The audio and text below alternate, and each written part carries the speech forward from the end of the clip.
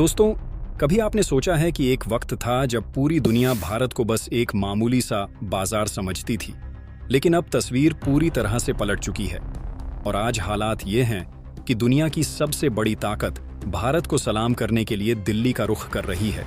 जिन हथियारों को हमने खुद बनाया, आज वह दुनिया के कई देशों की पहली पसंद बन गए हैं और टूरिज्म में उसमें तो अब हम जापान, फ्रांस जैसे देशों को पीछे छोड़ चुके हैं। दोस्तों, ये किसी फिल्म की स्क्रिप्ट नहीं, यह आज के भारत की जमीनी सच्चाई है। एक तरफ रूस के राष्ट्रपति व्लादिमीर पुतिन करीब 4 साल बाद भारत आने की तैयारी में है।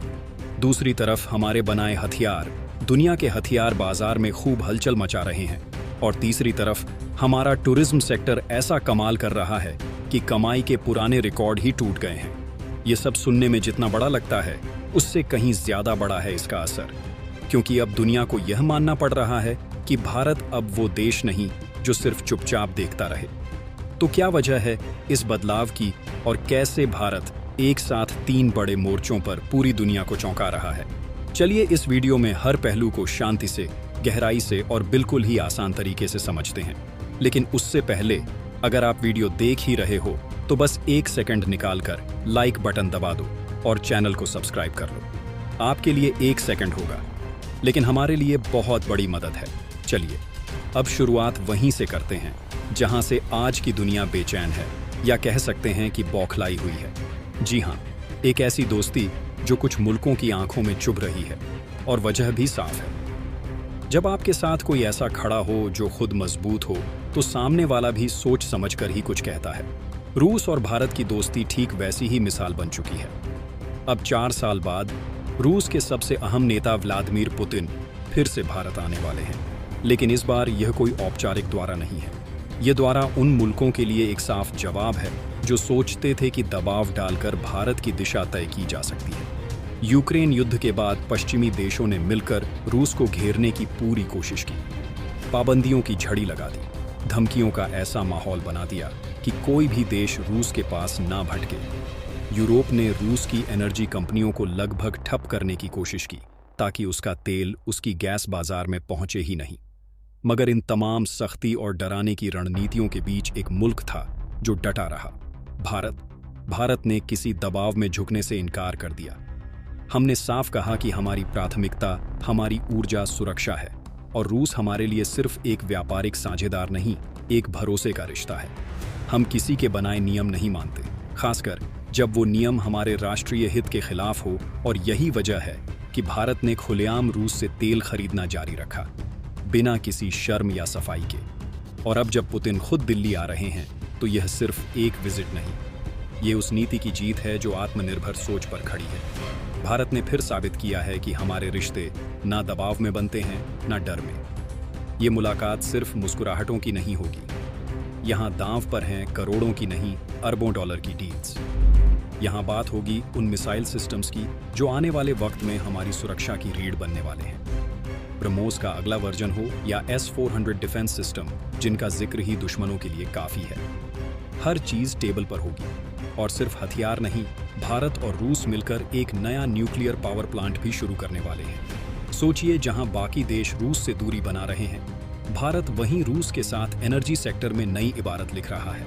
यही नहीं, रूस चाहता है कि भारत आर्किटेक्ट जैसे संसाधन भरे, लेकिन कठिन इलाकों में साथ आए, जहां तेल और गैस के भंडार हैं जो भारत को आने वाले दशकों में आत्मनिर्भर बना सकते हैं। याद कीजिए उस पल को जब ऑपरेशन सिंदूर की शुरुआत हुई थी। एक फोन कॉल, सिर्फ एक बातचीत प्रधानमंत्री मोदी और पुतिन के बीच, और भारत ने आतंक के उन अड्डों को मिटा दिया जो पाकिस्तान की सरहद में छिपे बैठे थे और जिनमें चीन से लाए गए हथियारों का ढेर लगा था। यह दोस्ती सिर्फ कूटनीतिक दस्तावेजों में नहीं, जमीनी स्तर पर आजमाई हुई है। जब विदेश नीति मजबूत होती है तो उसका असर सिर्फ शब्दों में नहीं बल्कि एक्शन में नजर आता है। और जब उस नीति के पीछे खड़ी हो एक शक्तिशाली सेना जो अपने देश के बनाए हथियारों पर भरोसा करती हो, तो फिर उस देश को कोई झुका नहीं सकता। और इसी मोर्चे पर भारत ने वह काम कर दिखाया है जिसकी उम्मीद किसी ने नहीं की। जरा सोचिए, एक देश जिसकी कोई हथियार बाजार में पहचान नहीं, जहां दुनिया हमें सिर्फ एक खरीदार समझती थी, न कि निर्माता। एक दौर था जब अगर बेहतरीन हथियार चाहिए होते तो लोग अमेरिका या रूस की तरफ देखते थे, और अगर सस्ते लेकिन घटिया चाहिए तो चीन का नाम आता था। ऐसे में भारत की जगह कहाँ थी? हम उस वक्त दुनिया के सबसे बड़े खरीदार थे। बनाने वालों की लिस्ट में हमारा नाम ही नहीं था। कुछ साल पहले तक शायद ही किसी को यह यकीन रहा हो कि भारत कभी खुद अपने लिए और दुनिया के लिए हथियार बना पाएगा। लेकिन फिर भारत ने रास्ता बदला।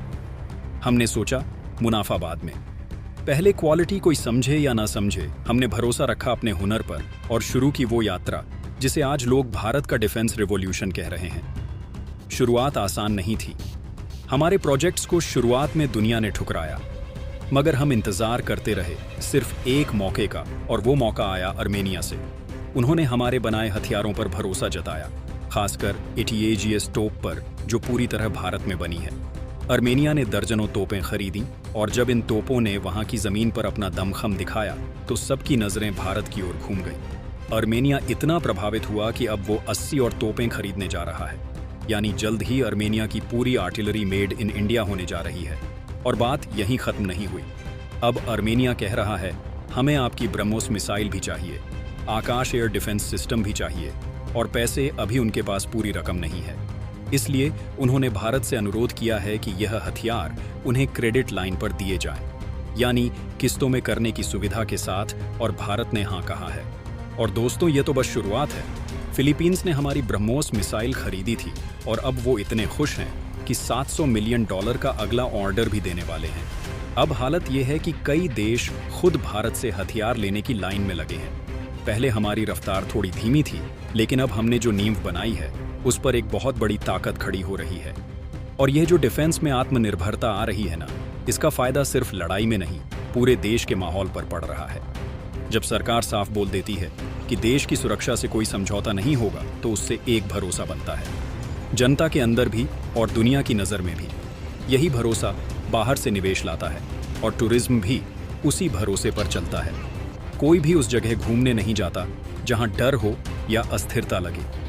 इसीलिए मजबूत डिफेंस पॉलिसी सीधा असर करती है देश की इकोनॉमी पर। और अब बात आती है टूरिज्म की। यहां भी भारत ने कमाल कर दिया है। World travel and tourism council की रिपोर्ट आई है 2024-25 की, और सुन के हर कोई चौंक गया है। भारत ने टूरिज्म से $6 अरब यानी करीब 19.4 लाख करोड़ कमाए हैं। और सबसे बड़ी बात, अब हम दुनिया की 8वीं सबसे बड़ी टूरिज्म इकोनॉमी बन चुके हैं। फ्रांस और जापान जैसे देशों को पीछे छोड़ दिया। टॉप 10 की लिस्ट में अब भारत का नाम है। अमेरिका, चीन, Germany, Britain, Mexico, Italy, Spain, और फिर हमारा भारत। और दोस्तों, सोच के देखो, 2013 में हम 24वें नंबर पर थे, तब सिर्फ 70 लाख टूरिस्ट आते थे। फिर कोविड आया तो सब ठप, टूरिस्ट घटकर सिर्फ 27 लाख रह गए। लेकिन वापसी कैसी की? ये देखो, सरकार ने टूरिज्म का बजट 5 करोड़ से सीधा 2400 करोड़ कर दिया।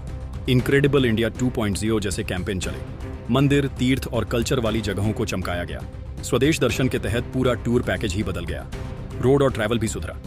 2014 में 9,110,000 किमी नेशनल हाईवे थे, अब 1.67 किमी हो गए हैं। 28 नए एयरपोर्ट बने, और रेलवे का 98% हिस्सा इलेक्ट्रिक हो चुका है।